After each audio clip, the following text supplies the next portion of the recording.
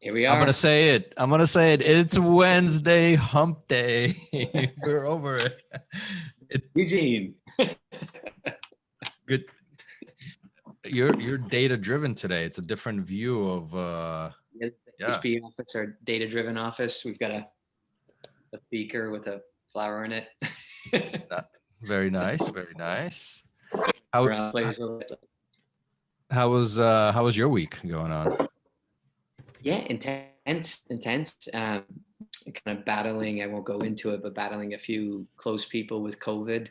I think they're out of the woods right now. So that's that. I got a son. Oh, sorry, I didn't even. I didn't last 2 seconds. Nope. No, I'm taking a plane ride tomorrow morning to Scotland. Oh wow.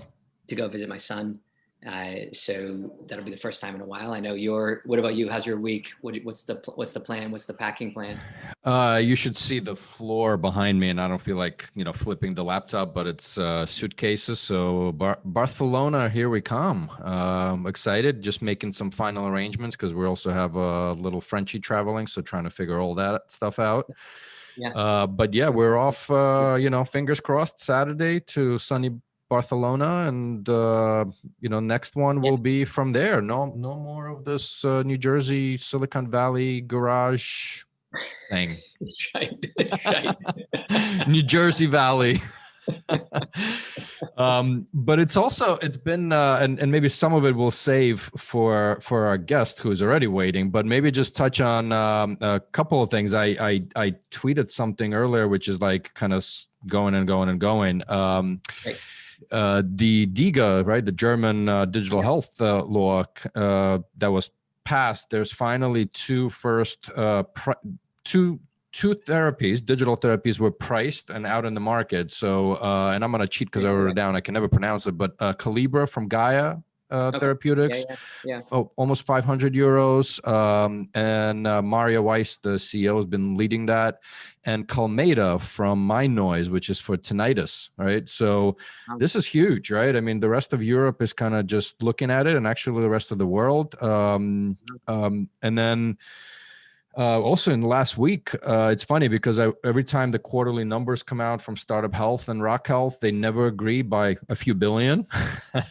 But the one thing they do agree this time, so I think Startup Health was over 6 billion in the quarter, largest year yet so far, and we're in Q3. Rock Health's at 4 billion in the quarter, but they agree that this is the largest year yet. So it's awesome. Amazing, just amazing. Yeah, we're getting our application into DiGA, the next month or something like now. We're just trying to get a handle on it and make sure we qualify. Take the number, man. I'm sure there's a line and a half there on that. But and it's a lot, it's a lot of it. But it's wild. Like people think of the German market. I don't think we've talked about the German market here much, have we? The German market. No, but you know what? Let's actually save that because I don't know how much our guest, but I'm gonna say his name now, Shwen Gwee. Again, I'm gonna make him pronounce it, by the way, again too, just so. And I've known the guy for years. I don't know. Have you met Shwen actually? I have. I met him at that famous JP Morgan. It all comes back to the Irish pub at the JP Morgan. One night, I think 80% of our guests were in the pub on the same night. and of course, we had Jacob from Novartis on. They obviously crossed paths for some time at Novartis, and I think Jacob kind of said that Shwen is 2 degrees of separation, especially when it comes to he's a bit like yeah. So he's a rock star, and let's admit him. Let's do this. Bring him in. All right, so we get Shwen. Hey guys. Hey. I hope you're. Let's see you. I'm in Cannes. Hey Shwen, great to see you again. Good to see you. No, you know what? I honestly, I actually was talking to Marina earlier, and I'm like, I associate Shwen with Cannes, and I knew you would have that picture. That earlier. I don't know why, but is that your association? Why? I don't know. I mean, I've been going there every year for the last 3 or 4 years. And I think that's why, yeah. A beautiful part of the world, and I missed it this year. Where are you right now? I'm in somewhere that looks a little bit different from this. I'm actually in Boston. Okay, lovely. Lovely. So we haven't done an intro, so go. Yeah, we didn't do an intro at all. We kind of said, we referred to Jacob calling you with 2 degrees of separation from anyone instead of 6. But why don't you do your own little intro, including, by the way, for all of our viewers and listeners, the millions that are out there, how to pronounce your full name correctly, especially the last one, because I butcher it every time. I think. Well, I do the same for you, Eugene. Oh, I know. It's mutual. So Shwen Gwee, it's very phonetical. It's actually pronounced exactly how it's spelled. Perfect. Very easy, Eugene. It's like German. No, German is also. It's a good thing I wasn't. It would have been, or maybe it would have been slightly easier if I was Shwen Burokovich. Dude, trust me, I've struggled with my last name all my life. It took me like 20 years to figure out how to spell it, so don't worry. Oh, you should try to write my last name in Chinese, though. That's a whole different thing. Great. All right. So background. You really wanted me to introduce myself? Please. Yeah. So Shwen Gwee, I am the global digital strategy at BMS, which means really that I hit up what's called the enterprise digital strategy with a real core focus on digital innovation. And you have my remit in one line. It's really to ensure that the enterprise business strategy is fully informed and enabled by digital innovation. But of course, I've been in this space for a long time, as Eugene and I go back a ways, and he knows. I've been in the industry for probably about 16, 17 years. And before that was in academic research, training to be a behavioral neuroscientist. And then got, moved over into the world of biopharma. And have really pursued a career almost entirely in digital strategy and innovation. First 12 years or so in the commercial side of business, on brand teams, on COEs, and then both on the client side as well as on the agency side. Then for about 3 years after that, shifted to more of a clinical focus. So really led digital for clinical operations, focused on patient recruitment and retention. And then finally, the last 2 years before joining BMS, I was part of an enterprise-wide innovation and launched a global network of innovation hubs serving the enterprise. And so that was, that was my history before coming into BMS about 6 months ago now. And look, after 16, 17 years, 16 you said, right? You still have all your hair. You're still smiling, which means that you're enjoying every part of the ride with its, challenges along the way. Yeah, I think, when you start with digital in the early days in pharma and then move to innovation, you're constantly fighting that uphill battle of trying to convince people why things are needed to be done a certain way. And so it's been sort of the trajectory of my experience in this industry. Yeah. I think it's fascinating your background, if you're into like behavioral change, right? Like, so you're trying to use digital health tools to get people to take a desired action or what you want to do. And then you're trying to not fight, or you're trying to convince the pharmaceutical industry of major behavioral change. Like, to apply your neuroscience background. Well, I think the role of digital strategy and innovation throughout the years has really been only about 50% about the strategy aspect or the implementation aspect. It's been about 50% of it has actually been about change management. I think that's really the part that really helps to make things successful. It's interesting. I remember when I came into my previous gig, somebody said that, you got to pick up people where they are in the journey, right? Because just because, I don't know, let's say you and I have been kind of out there, right? Driving, changing, testing, that doesn't mean that the rest of the enterprise is, right?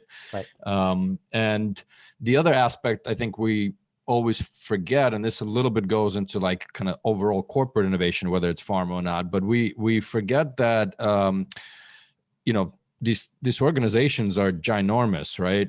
And somebody kind of said, if only like when I came in, if only Bayer knew what Bayer actually knows, right? There's a lot of brilliant individuals around the company, and that's what always shocked me and surprised me, that there is a lot of stuff happening in these large organizations.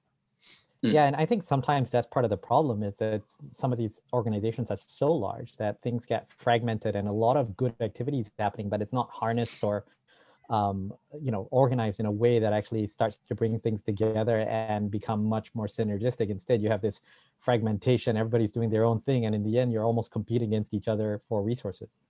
Right. I'm trying to suck water out of the tree. Like the weeds are going to grow. Never tried to do that before. So before we dive, because I'd love to talk to you about corporate innovation, and I'm going to be a very kind of like, but before that, and I'll whip us back to there. I'm kind of rewind. Are we allowed to drink tonight, or is this because I finally brought a beer with me? Oh, I was thinking about that, and I didn't bring it with me. I'd have to run. I don't usually, because usually I'm working. So I actually have a double espresso now, because but I'm gonna pour a little bit of my great cognac. Just I know I'll have it. I have allowed because you got your Irish counterpart on the line with you, so that's allowed. Right. Absolutely. Well, cheers. Cheers. So I want to bring back, I guess I don't even, I'm going to age myself when we met, but it was somewhere around the time, John Pugh, especially I think when you were on kind of the more marketing commercial side. Yep. And, for kind of viewers and listeners, I'm actually curious, what was that? Because I wasn't in pharma back then, right? I've been in digital health and health tech, right? But for me, what you and John were like, I watched you guys on stage talking about gamification, and kind of preaching a bit, but like take us back. So that was around, I'm pretty sure I know exactly when that was. It was when I was with Vertex at the time. It was 2008 to 2011. I managed to convince them to actually sponsor that Health 2.0 meeting, I remember now, which is where we met. Together with the guy from ZocDoc, who I can never remember his name, early in the days, right? And it was interesting because when I moved to Vertex, my role was to come in and actually work on what was then called Health 2.0. And part of my actual job description either said Health 2.0 or Web 2.0 or both. And we were going to look at things like chloride sweat measurements using things like a Fitbit to really understand how that affected cystic fibrosis patients, for example. Wow. I mean, that was 2009. And that was a decade ago. Yeah, more than that, because I joined them in 2008. So that's what we were supposed to be doing. But as soon as I walked in, I found out the person I was going to work for was no longer there. And then my whole role changed and everything was different. So, I always say at these places, you need a godfather, godmother, somebody to kind of watch your back, or cover your front lines, right? Like just. Right. Yeah, there's an expression. Is it a good expression in Ireland? Is it takes two parents. It takes two parents to raise a child. Like you need two sponsors, or else you're done. Yeah, but I mean it was a really interesting time for me then too, because just into the scene, that was my first like full-time role in digital. Before that, it was sort of a part of my role. And it was one of those things where I went from like wanting to or going to work on Health 2.0 type devices, platform solutions, to then moving more into a digital marketing role, which is kind of part of the experience I was bringing with me, and then leading that sort of effort, helping to launch the first corporate social media channel for that organization at that time. I think there were less than 20 or 30 pharma Twitter channels on Twitter at the time. It was, it was a crazy time. Right. Yeah. The wild west of digital health, or it wasn't even called digital health then, right? No, it wasn't. I forget what it was called, but it was Health 2.0 actually. That's what everybody referred to it. That was actually how I met John Pugh as well. Was we both were brought together to give a talk or a webinar on Twitter for pharma, and we called it Pharma Twitterama. Okay. So like we have a bunch of stuff to ask you, Shwen, but at the time, like with Vertex going on, like, so Vertex just kind of came out of nowhere, right? They just kind of blasted on the scene and now became like one of the most valuable companies, kind of globally. I like to say that I was there from the start and helped it, to become what it is today. Hey, listen, So that why must have not? been, they were like, really kind of, I thought of them as quite disruptive. They had the big office in Boston, right? Like they took out the, down, where is it called? The South. Yeah, it's Seaport, what's it called? Seapoint or It's in Seaport, yeah. Seaport. But Yeah. I was never in that office. I was in the Cambridge office where it was in Central Square, and Right. we rented like I think 7 or 8 different buildings all across Central Square, and Right. I was in several of those. Right. So what's it like? I thought you were going to say you were like in a skunk works basement somewhere. They were Felt hiding like you. it. It felt like it. Some of those buildings were old. So compare, without naming names, because you worked in big organizations and obviously worked in organizations that were kind of going through that growth phase, kind of wielding digital health, trying to get digital health momentum on projects inside a really big kind of organization that's been around for a long time versus something that's kind of changed. What's easier? Oh, I think, they each have their pluses and minuses. I see Shwen starting to do meditation and breathing inside. On the one hand, I think you have the opportunity to really wear multiple hats and run with what you have, because you're in a smaller organization. You tend to be that subject matter expert, and people just trust you, give you the empowerment, and you run with it. Do what you need to do to get it done, obviously within the regulations and the I guess guidelines of what the company has. Right. And then on the other hand, in bigger companies, there's a lot more process and procedure and people that you need to check in with, but they have a lot more ability to scale, and they have a lot more structured strategy that you can align with. So it really is a balance between one and the other that's interesting. And sometimes it's just right opportunity at the right time in the right role with the right people around you, and that is what actually allows you to launch. Right. And maybe I would add and a little shameless plug for Hard Pill to Swallow, the book that I'm trying to write every week. And I actually love that, I actually owe a newsletter every Friday to my crap load of subscribers. So, but anyway, it also, it's a good question, Jim, but I would also say the maturity of both technology and business models also evolves. So it's almost like, it's not a linear discussion of what's easier or better.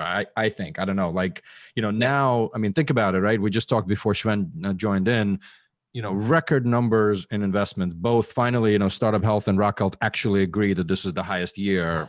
They might, as we were saying before, they might be off by a couple of billion, but, and so now we've seen in the last, let's say 2 quarters, right? Just stuff is pushed forward like crazy. And so some of the stuff that all of us been talking about, maybe let's say a decade ago, is like, oh no, duh, common sense. Let's do it. Why not? Let's buy, invest, merge. Yeah. Yeah, I think, it's really interesting over the last 10 years how this has really accelerated and grown, because back in the early days, there was no like digital ecosystem to speak of. There was no large, groups of startups that were trying to solve different problems. And there was no venture investors that were really getting into the digital health, so to speak, space. It was really just groups of, rogue individuals like Eugene and myself connecting on Twitter or whatever other social media platform was even available then, talking to each other and learning from each other. So it was a very different type of environment than we are in now. So it's funny. Go ahead, please. Go ahead, Jim. Yeah, I was saying, like with the big companies, when I'm working, a lot of times I'm coming in, as kind of the innovator, or you call it a startup, but have been around for a while. But I think that my role in a lot of cases for the projects that I'm involved with the large pharma companies is actually to bring stability to the pharma company. So that's my objective, because I look at them, as like almost kind of NFL, football players, and they're going to have a 2-3 year stint on the project that we're working on together, maximum. And and someone's going to get injured in preseason and not play a season. So they're going to be like, the pharma executives are going to be growing through the organization, and almost the more successful you are, and the more the project goes, the more likely that they'll be moved on to something else. So I describe it more like musical chairs, and then all of a sudden the chairs pull down and you fall on your ass. And so I kind of look. I'm kind of like the French Parliament. I'm like, I'm going to be here when you leave, and no matter who's coming through. So I'm bringing in a level of stability to the project. So I'm going to, your last guy was in. I'm going to train you in on where he's at. I'm going to try to bring you through the next phase of it. That we bring stability. Which is, I think part of the interesting phenomena that happens in pharma, isn't it? Where the vendors sometimes are the ones that bring stability because the roles inside rotate and change so much. That's definitely my history.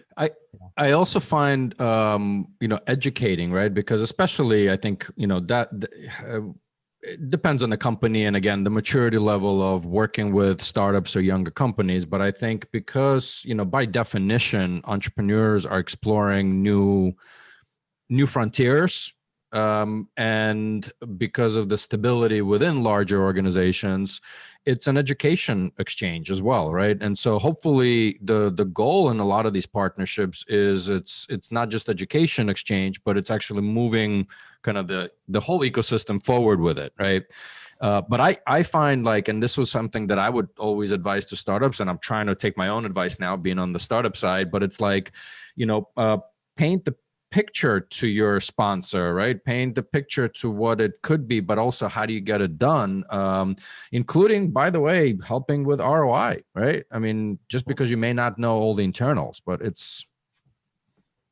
Yeah, absolutely. And I think, that's why I was saying change management is such a big part of this, both in the digital world and the digital innovation world, helping people along the way to really understand the value of what you're actually bringing. And not just assuming just because it's new, it's technology, and that it's cool, that they should be doing it anyway, right? So I think it's one of those things where the change management aspect is really important. And then another thing that I think is really important is experiential learning, which is don't just tell them go to Coursera and take 10 hours and you'll know exactly why I need to do this. It's also saying give them an opportunity to participate in something, to be part of an ongoing project that gives them the experience of starting with identifying the problem all the way through to actually bringing it to implementation. And then they kind of understand along the way how to be less of a vendor or project manager and more of a product manager that knows how to actually think through things differently than you would traditionally. You kind of, now that you said around taking something from an idea to, to kind of fruition, reminds me back to a lot of the corporate innovation efforts across different companies, right? Because there's certainly a huge aspect of educating the people in the organization. I was never a huge, to me, I'm always kind of saying you yourself as a person is responsible for your own education. Nobody owes you anything. And this is you rolling up the sleeves and going after it and pitching and selling an idea internally, just like you would externally. Mm-hmm. So that's my kind of one principle. The second part to this, and you mentioned to the idea, how many people in a large organization get actually a chance to go from an ideation, which to me, it's great that people ideate, but to me, it's okay, what's really at the end of the day is the value, because they're not going to be able to see, and ideas are cheap, right? Yeah. We had people always just submitting ideas, great, but would you quit your job and do it? Would you take it to the next level? Nah, maybe not, but it's a great idea. Yeah. So I don't know. I'm just curious, what your guys' thoughts on corporate innovation, what you've seen works, what doesn't. I think there's a fine balance too between bottoms up and top down, because I think there's pros and cons to every type of model that you can think of. I think it's creating a fine balance between those two, because you do want to encourage the ideas, you don't want to stifle that, you do want to hear directly from the people who are working on things to know where the problems are that you need to solve. Those are all really important, because then you're tying it back to real world sort of benefits and value. But at the same time, if anything that we solve for and that we bring in solutions for are not aligned with the overall strategy of what you're trying to do, and it doesn't actually build something towards achieving a goal that the organization has, then is it really going to be as valuable as you think it is? It solves one person's problem, but does it actually solve for more than that?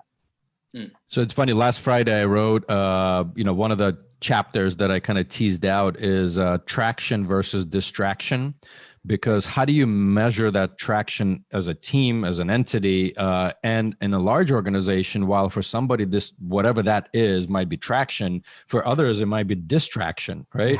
And that to me was always, to your point, what is that strategy, and not a 10-year one, because that just nonsense, right? Doesn't work for innovation. No. I think they get the, my take, I get the metrics wrong. You know what I mean? Like I remember introducing, like it's really hard. Like I look at it, kind of like discovering a drug when you're bringing it through, that you discover a drug and the first thing you want to do is like, does it, does it have any kind of activity, right? Like, and then you think, okay, it has activity. Okay, now is it safe to put into people? And then you kind of move it through those phases. But if you study it in the wrong way, like if you immediately study it for its end, does it cure, multiple sclerosis or have an impact on an oncological condition, then everything fails, right? Like, so I think that with these digital health tools, you almost need to like study them in a kind of a unique way and like protect them a little bit. Like, I was thinking like, you're kind of protecting the baby's not ready to kind of go out. You need to, really just like, oh, we got some activity. We get some activity, now as a kill the human, put in some animals, and I think that's how I look at it, is like they measure the wrong thing. Like with my product, we were trying to invent it, come up with it. And we were just trying to figure out, like, could we get the thing working?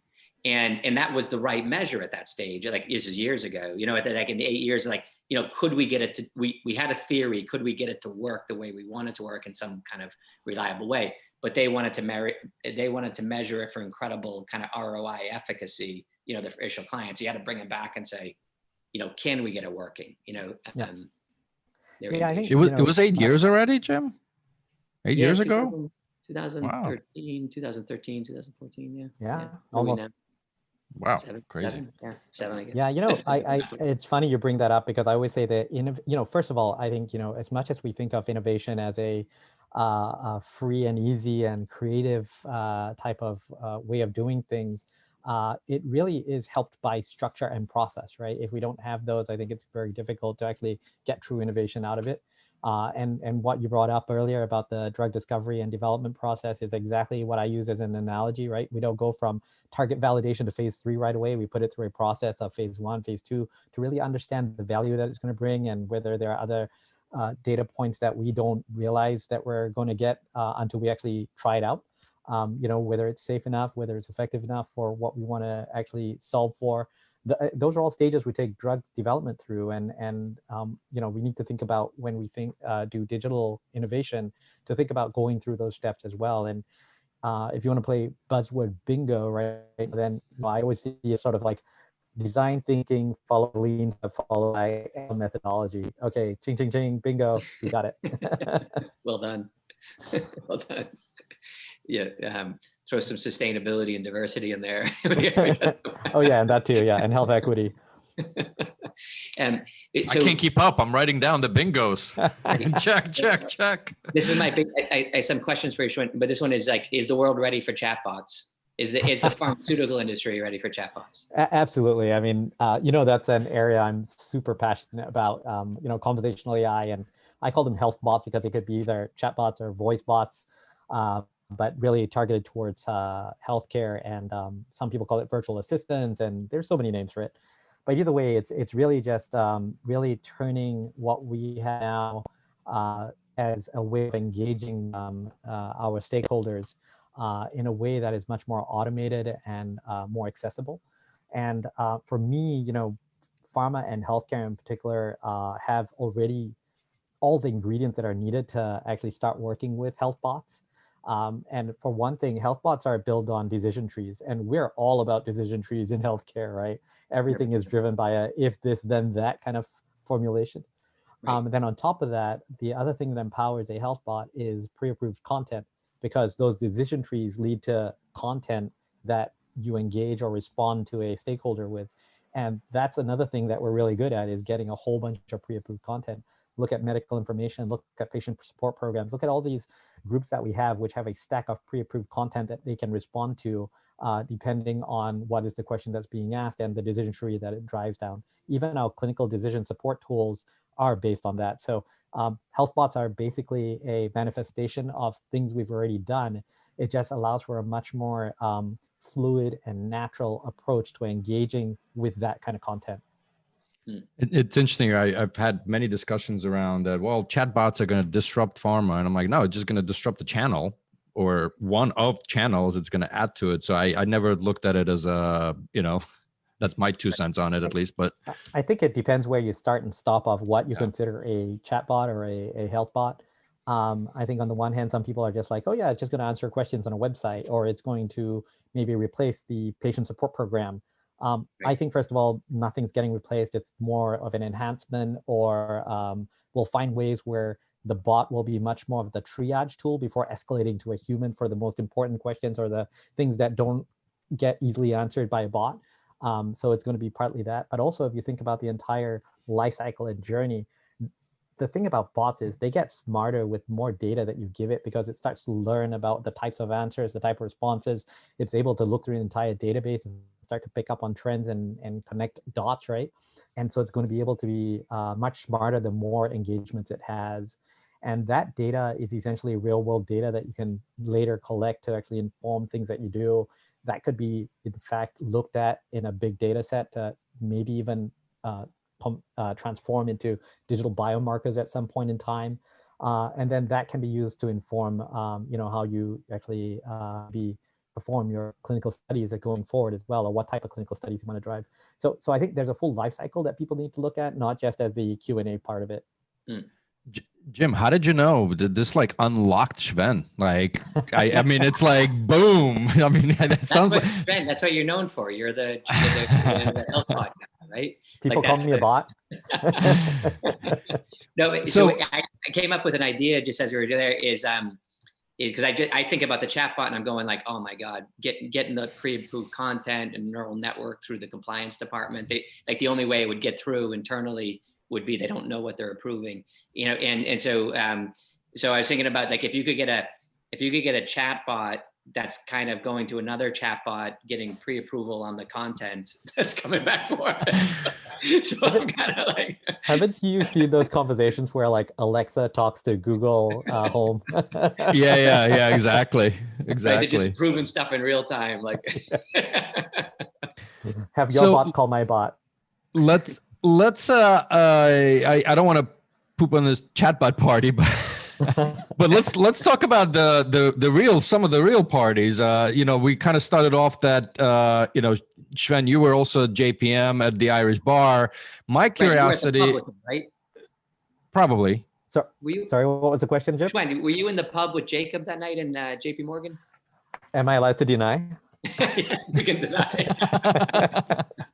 Yeah, of course I was. I think I was the one that texted Jake to say, hey, I'm hanging out with these jokers. Can you want to come join me?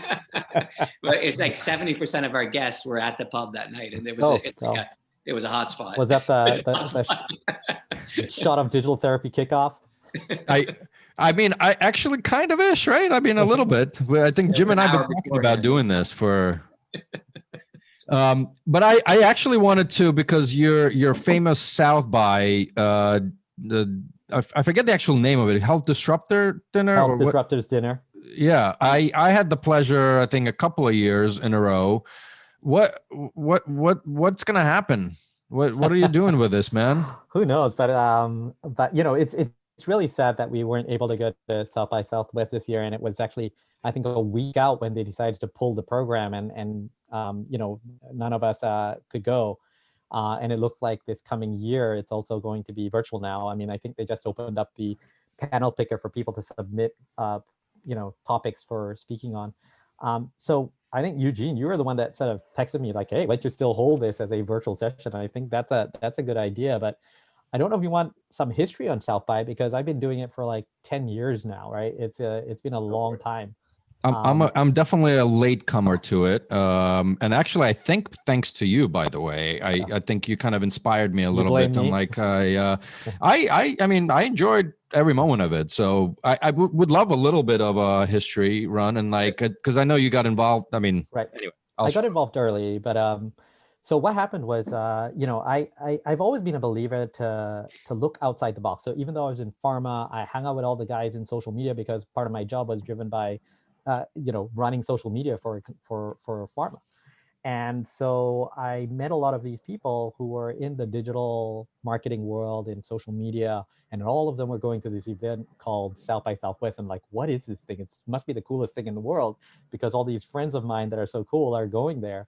To the point where one year before I started going, I actually held this thing for a small group of people in Boston, and I called it North by Northeast as the unofficial version. And we gathered together and sulked and looked at pictures that people were posting, from South by. And then I got the idea that, it's such a great event. There's so many different smart people that are there. It's got cross-industry, experts and thought leaders going to this. But where is health? Health is not represented there. So sometime around 2010, I believe, I got the idea of saying, hey, you know what, let's bring health to South by, since South by hasn't got a health track. And so I started pulling together a few of these people that I met only on social media, by the way, not people I'd met in person. Actually, it's not too different from now, actually. So people I'd only met on social media say, hey, why don't we organize an event that's sort of a sideshow the day before South by Southwest starts this year. Let's just do something. And so we organized what was then called, and was very cool at the time and very trendy, it was called an unconference, right? So we created an unconference where we pulled together a series of speakers and then had a series of open slots that anybody who was attending could actually present on a topic that they brought with them to present that day. We ended up attracting something like 100 or 100 and something people. We managed to get it sponsored by one of the healthcare systems or healthcare associations in Austin. Not pharma? It wasn't pharma at the time, no. We had some great speakers. We even had Doug Ullman, who was with Livestrong. He was the president of Livestrong, speak, to the point where when Doug tweeted from our event, not Neil Armstrong. What's his name? No, I know. You know who I'm talking about, the cyclist. Yeah, Why am I blanking? Elon Musk? No. Lance Armstrong. Lance Armstrong. Neil Armstrong's the guy from the moon. See how fast we forget as soon as his name got tarnished. But Lance Armstrong retweeted it, so we had a lot of attention. And a short while after that, there was a blog post that came out on the South by blog that kind of said, seeing the success of this program that happened just before South by this year, we've decided to launch a health track. And then they invited me in to be an advisor to that track. And so that's kind of my history. Is that what gives you the biggest buzz, like creating stuff? Like event, I like solving problems and creating new things. Yeah. So, awesome. Building stuff. So I'm the negative Nancy here with the timing. And the funny thing is, we always try to keep this to half an hour, but it never works. Just never does. The conversations run away. But it was awesome. It was fun. Fantastic. Always. I mean, I've been having fun listening to you guys because I listen to your podcast when I go on my runs and walks in the evening. So it's always a shot of inspiration as I'm running and walking. Yeah, that's what we're thinking about. We don't know, we're debating the seasons. So you're a premier guest on our season 3 because we've flown through the seasons. Wow. So we're debating what we do, Eugene. We don't know, we're timing it with the thing. We can't say the name of it. Do we keep going? Do we stop? I guess maybe this is the call to action to all of our, many viewers and listeners to just comment wherever, either on the LinkedIn post, on YouTube, just be like, do we go on? Do we stop? Do you want to hear more of stuff? Less of us bullshitting and maybe more concrete stuff, which is never going to happen. Other than startups, I think our separate marriages, our startups, our marriage, and this podcast are the most stable things we've done in our lives. Well, I heard your most popular ones are when you bring your family into the picture. So maybe you need to do more of those. We married well. Exactly. That's why I say better half. At least, Yeah. it's absolutely. So on that note, to our listeners and subscribers, just keep passing it on, keep hitting that subscribe button. I just saw Garry Tan's, I don't know if you guys know, he's an investor and entrepreneur. Like his number just skyrocketed somehow in the podcast world, overnight. So maybe if I'll tag him on this, he'll help us out. But by the we'll way, see. you know what we never got to talk about? What? How I got into social media. Yes. All right. It started with podcasting, and this was 2005. No shit. I had a hamsters and wheels. Yeah, pretty much. I believe it. I'm not even sure the iPod was out then. I remember working on a Rio, it was called at the time, the Rio Pebble, I think it was. Wow. And I actually had a podcast that was called, I think, Tales from the Drug Side. Tales from the Drug Side. Yeah, and actually, let me just grab this. Give me one sec here. Oh, he disappeared. What happened? All right, I'm back. Hold on. I also dropped my earphone, so hold on. Can you guys see this? I don't know. No, you gotta show us your real. Yeah. Tales from the Drug Tales Side. from the Drug Side. Look at that. Awesome. Portable Media Expo. I love it. So on that note, Tales from the Drug Side. We'll leave it. Awesome. This was awesome, fantastic, and over and out till next week, Jimbo. Thank you very much.